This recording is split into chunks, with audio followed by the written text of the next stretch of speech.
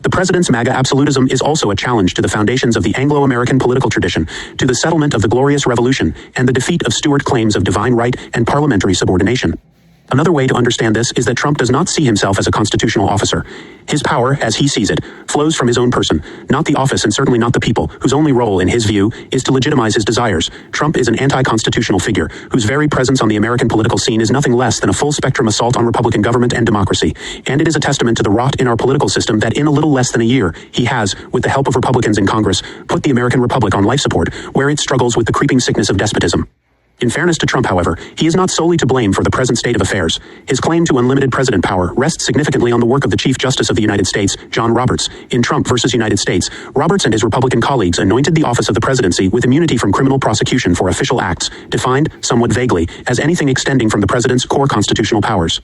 Never mind that this language had no basis in the constitutional text, or its drafting and ratification. Never mind that the framers, in fact, seemed to accept the possibility that a president might be criminally prosecuted for actions in office following impeachment and removal.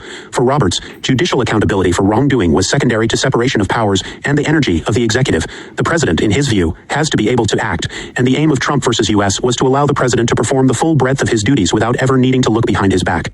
I think Roberts saw this as a modest effort to make government work better and preclude the prospect of tit-for-tat prosecutions after each presidential election.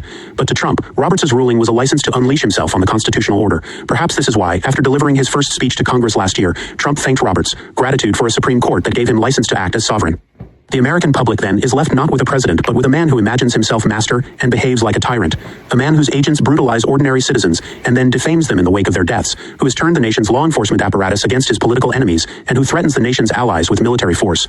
A man who takes no interest in the work of government but welcomes corruption, and who treats half the country as conquered territory, vassals to abuse as he sees fit. If the only thing Trump thinks can stop him is his own morality and his own mind, our task, at least for those of us who view the state of things with outrage and anger, is to show him the folly of his words. Hi, this is Andy. I've been a